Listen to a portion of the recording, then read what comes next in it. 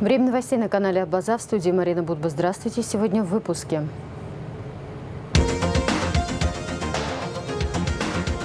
В Абхазии все еще не принят закон об оказании психиатрической помощи. Специальный репортаж программы.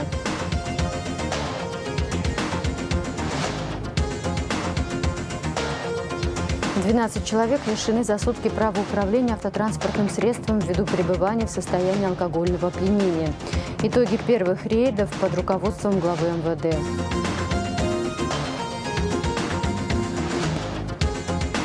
Апсуа-контент. Силами госуправления по государственной языковой политике создан YouTube-канал с аудиокнигами абхазских поэтов.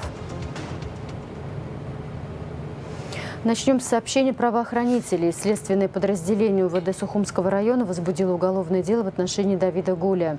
Ему вменяется нарушение правил дорожного движения, совершенное в состоянии опьянения, повлекшее по неосторожности смерть двух или более лиц. ДТП произошло в селе Верхние Шеры 7 июля примерно в 21:45. Гуля в состоянии алкогольного опьянения управлял автомобилем Nissan Tiana. При обгоне выехал на встречную полосу движения и столкнулся с движущимся навстречу транспортом. В результате аварии погибли 3 граждан, 1 гражданин с различными травмами доставлен в медучреждение. Гуля помещен под охрану в Центральный военный госпиталь Минобороны. 12 человек лишены за сутки права управления автотранспортным средством ввиду пребывания в состоянии алкогольного опьянения. В результате рейдов, проведенных 8 июля, составлено 238 протоколов об административных правонарушениях. 5 автомобилей изъяты у граждан и поставлены на штрафстоянку до выяснения обстоятельств. Смотрите материал пресс-службы МВД Абхазии. Под личным контролем министра внутренних дел генерал-майора милиции Роберта Киут прошло рейдовое профилактическое мероприятие в Гудаутском и Гагрском районах. Ввиду участившихся дорожно-транспортных происшествий со смертельным исходом на дорогах республики усилены рейдовые мероприятия, которые направлены на повышение уровня безопасности дорожного движения. Основным акцентом руководство МВД определило выявление водителей, пребывающих за рулем в нетрезвом состоянии. Как доложил курирующий работу госавтоинспекции заместитель министра полковник милиции Беслан Чкадуа, большинство ДТП в последнее время совершается водителями, которые садятся за руль в наркотическом или алкогольном опьянении.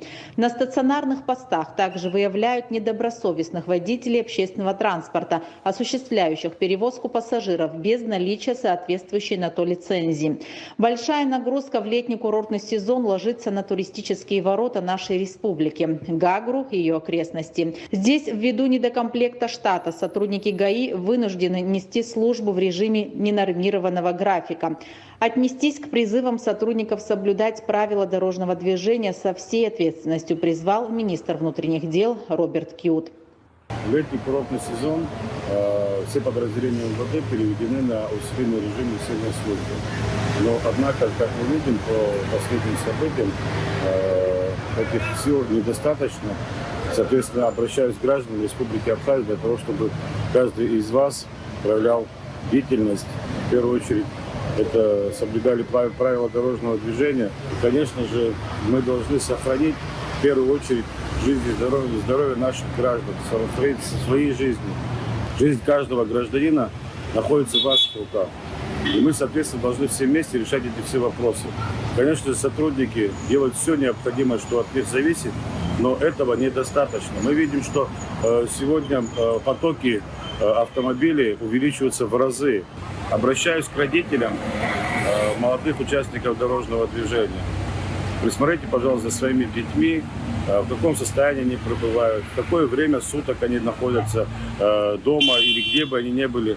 Особенно все те, кто, как говорится, склонны к употреблению алкогольных напитков либо наркотических средств. Но я считаю, что, скорее всего, надо принимать жесткие меры и вплоть до изъятия автомобилей. Обсуждали данный вопрос в парламенте. И, соответственно, я думаю, что в ближайшее время мы проработаем определенный механизм борьбы с этим злом. И я надеюсь на понимание нашего общества, потому как это общая наша беда. МВД планирует установить на республиканской трассе до 50 камер фото-видеофиксации в этом году. Эта мера существенно повысит выявление административных правонарушений. Камеры будут фиксировать не только превышение скорости, но и пересечение сплошной, выезд на встречную полосу движения водителей с телефонами в руках. Сейчас эти нарушения выявляются фактически вручную. Но охватить все участки не получается, не хватает инспекторов. Рейд 8 июля длился до глубокой ночи. В результате составлено 238 протоколов об административных правонарушениях. Несмотря на высокие штрафы и лишения прав, водители продолжают садиться за руль в нетрезвом состоянии. За вчерашний день 12 человек лишены права управления автотранспортным средством ввиду пребывания в состоянии алкогольного опьянения. 5 автомобилей изъяты у граждан и поставлены на штрафстоянку до выяснения обстоятельств. Рейдовые мероприятия, согласно приказу министра Роберта Киот, будут продолжены далее вплоть до минимизации нарушения ПДД водителями. В МВД напоминают, что основной целью рейдов является спасение жизни и здоровья граждан. В Абхазии до сих пор не принят закон об оказании психиатрической помощи и гарантиях прав граждан при ее оказании. В то же время в стране проводится и лечение людей с особенностями психики, и функционируют комиссии, проводящие судебно-психиатрическую экспертизу. Как устроен механизм признания человека психически нездоровым, можно ли было превентивно избежать каких-то преступлений, будь в стране закон и многое другое, связанное с этими вопросами, выясняла Элеонора Гилаян. Каждый, кто сталкивался с миром судебной практики, знает, что если подсудимый признается психически нездоровым, то вместо СИЗО отправляется в психиатрическую больницу. Но кто принимает эти решения? На основании чего? А главное, кто контролирует, что лечение завершено и человек может возвращаться к обычной жизни и, возможно, снова совершить преступление? Именно эти вопросы мы поставили перед своими собеседниками, опытными экспертами из мира юриспруденции и психиатрии. Когда человек уже нарушил закон, то действует в рамках Уголовно-процессуального кодекса. Начальник судебного управления Генпрокуратуры Даур Амичбе рассказывает, что согласно нему в рамках уголовного дела при наличии установленного обвиняемого следователь полномочен назначить проведение судебно-психиатрической экспертизы. Обязательным в данном случае имеется категория, когда за санкции статьи предусматривает исключительную меру наказания в виде смертной казни либо пожизненного лишения свободы. В теории по этим делам обязательно проведение данной экспертизы для того, чтобы установить, насколько лицо было вменяемое. Следователь делает соответствующие запросы, состоит ли обвиняемый, подозреваемый на учете в психдиспансере по всем уголовным делам, вне зависимости от категории, для того, чтобы установить, если есть такая информация, что он ранее состоял на учете или родственники, адвокаты предоставляют такие документы, следователь вправе назначить экспертизу и по другим уголовным делам для того, чтобы определить его психическое состояние. Экспертизу проводят на базе Республиканской психиатрической больницы. Как рассказывает главврач лечебного учреждения Ирина Ано, судебная психиатрия изучает психические расстройства в целях оказания содействия правосудию. Лица, которые назначают экспертизу, они формулируют перед экспертами экспертное задание в виде вопросов. Судебно-психиатрические экспертизы делятся на амбулаторные, стационарные, единоличные, комиссионные, однородные и комплексные. Комплексные судебно-психиатрические экспертизы проводятся совместно с судебными психологами и экспертами других специальностей, то есть судебными медиками, при необходимости, в случае постановки определенных вопросов. После поступления постановления совместно с материалами уголовного дела в адрес экспертного учреждения председатель судебно-психиатрической комиссии определяет состав экспертов и поручает им производство судебно-психиатрической экспертизы. Далее наступает подготовительная стадия производства экспертизы. Происходит ознакомление с экспертным заданием, осмотр объектов экспертного исследования, то есть знакомство с материалами уголовного дела, и составляется план экспертного исследования. При проведении судебно-психиатрической экспертизы применяются различные методы. Но самым основным методом является это клинический метод, то есть это сбор анамнеза сбор катамнестических сведений, интервью, то есть опрос подэкспертного, и феноменологическое описание, то есть в соответствии уже с клинической интерпретацией того, что получено. После проведения исследования составляется экспертное заключение с результатами и выводами. Именно в выводах указывается диагноз при его наличии. Все это медики направляют в ведомство, которое ходатайствовало о проведении экспертизы. Даурамиджба говорит, что наличие психиатрического диагноза исключает уголовную ответственность лица. Тем не менее, он продолжает оставаться в стражном отделении, его переводят в стационар психиатрической больницы, в котором находится 3 отделения. Это отделение строгого наблюдения, так называемое конвойное, где находятся лица опасные для себя, для окружающих, совершившие особо тяжкие преступления, и они находятся под круглосуточной охраной МВД. Второе отделение – отделение общего типа. Это либо переведенные в последующем со строгого наблюдения в результате улучшения их состояния психического, либо помещенные туда по решению суда, либо на добровольной основе. Это отделение неохраняемое, но само по себе здание огорожено забором, и там есть сотрудники, которые наблюдают, и не дают беспрепятственно покинуть помещение, но оно неохраняемое там находится. И третье отделение, оно амбулаторное. Это куда приходят лица, которые находятся на учете, они получают там лекарства, либо пролонгированные уколы, которые действуют там в течение месяца, либо то, что врач прописал. И они находятся по факту дома. Вообще должны быть участковые какие-то подразделения в районах, но ввиду нехватки психиатрических отделений все проводится централизованно именно в психиатрической больнице. Поэтому вот такие три отделения есть. Полную версию специального репортажа Элеонора Гилаян смотрите после выпуска новостей.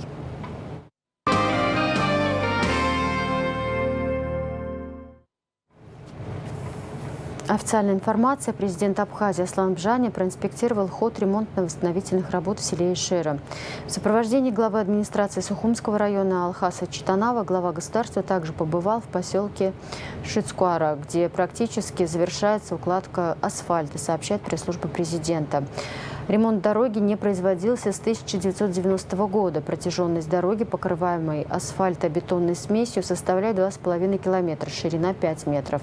Ремонт дороги велся в течение 10 дней. Предварительно были проведены водопроводные трубы, произведена отсыпка основания щебнем, укатка и другие подготовительные работы. На восстановление дороги в поселке Шицкуара Сухумского района было выделено 59 миллионов рублей из республиканского бюджета. Госзаказ выполнила ООО «Дорожно-строительный комбинат». В селе Шицкуара Гальского района завершаются работы по строительству резервной насосной станции. Она решит проблему с перебоями в водоснабжении района. В городе Гал длительное время проблемы с водой, особенно в летний период. Насосная станция – одна из важных социальных вопросов, которую администрация Гальского района за счет собственных средств финансирует этот проект. Вот построена насосная станция, здание насосной станции. Мы залили железобетонные опоры под резервуары. Мы реанимировали советские скважины, здесь их было 11.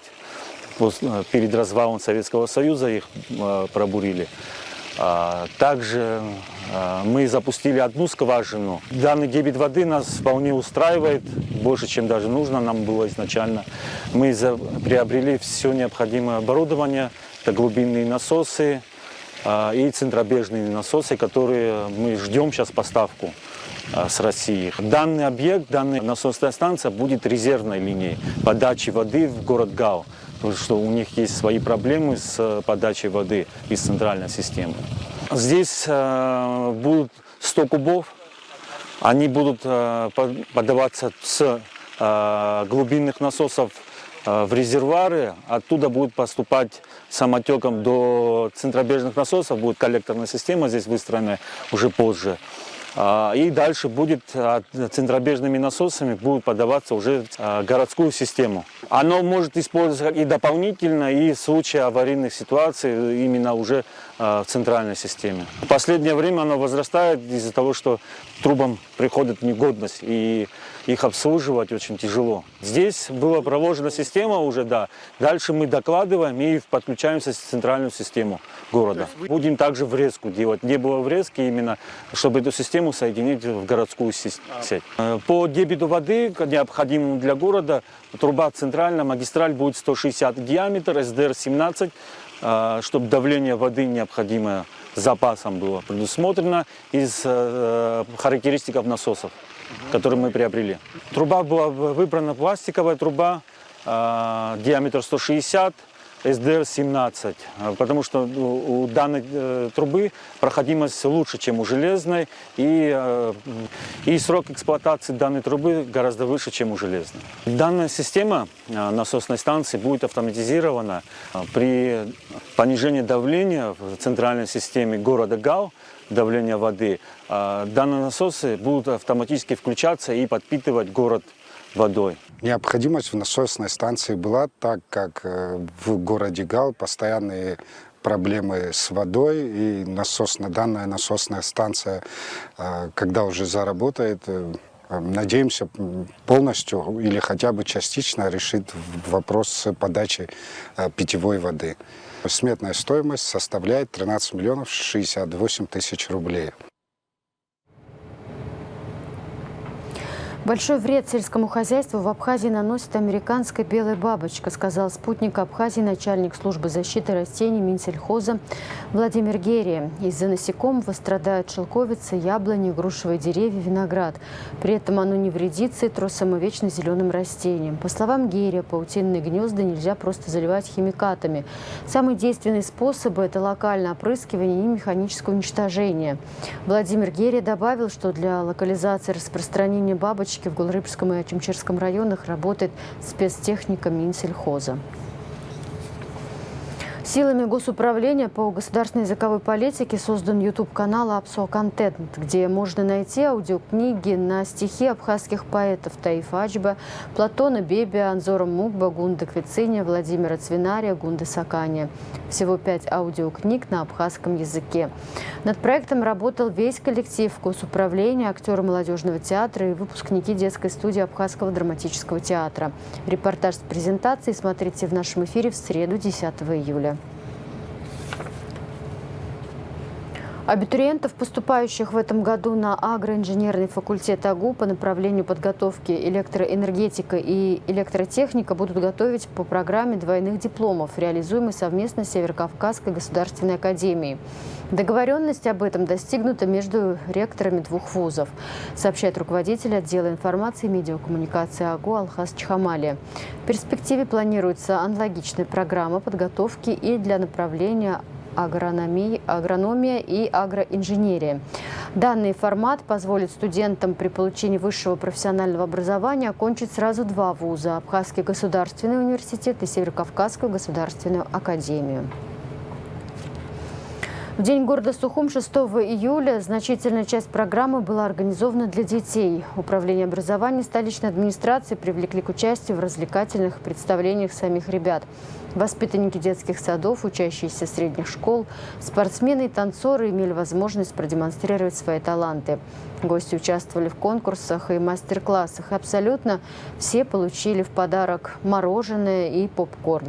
На всех площадках работали аниматоры. Подробности в репортаже Марианы Котовой.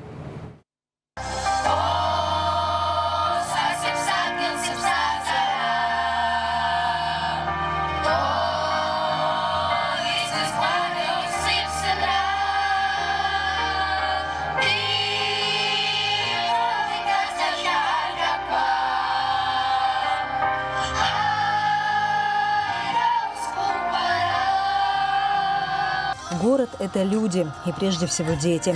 В городе, в котором хорошо живется детям, счастливы будут все. И пусть в Сухуми не хватает детских площадок, и не все городские локации дружелюбны к малышам в плане безопасности и удобства, городские праздники – это прежде всего развлечения для детей. Сухумское управление образования в этом году в честь празднования Дня города организовало развлечения для малышей невиданных до сих пор масштабов. Но что самое главное, дети были не просто зрителями, они были героями торжества.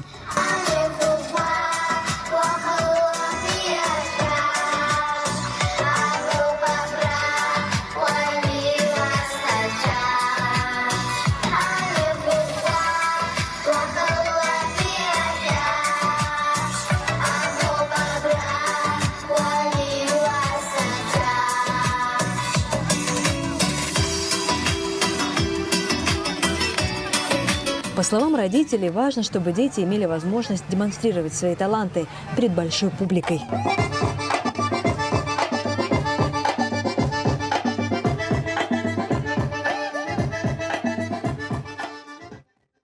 Новости культуры. 1 августа спектакль «Ромео и Джульетта» будет показан в Абхазии в рамках проекта «Обменные культурные мероприятия России-Абхазии».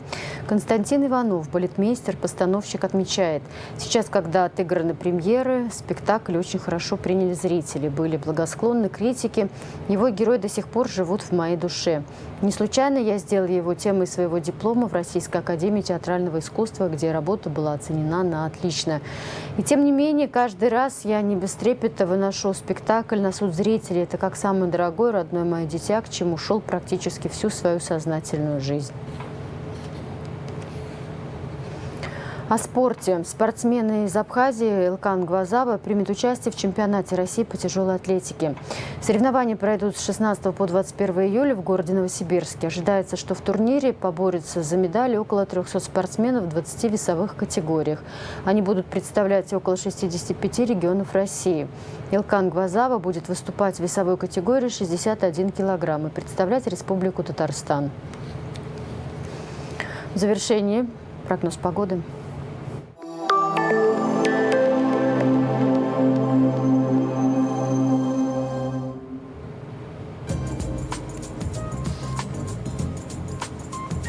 В среду 10 июля в Абхазии ожидается переменная облачность. Местами в конце дня возможен дождь разной интенсивности, гроза. Атмосферное давление понижено и нестабильно. Ветер слабо умеренный. Температура воздуха ночью 19-24, днем 25-30. Температура морской воды плюс 27. Волнение морской воды слабо умеренное. Относительная влажность воздуха 60-80%.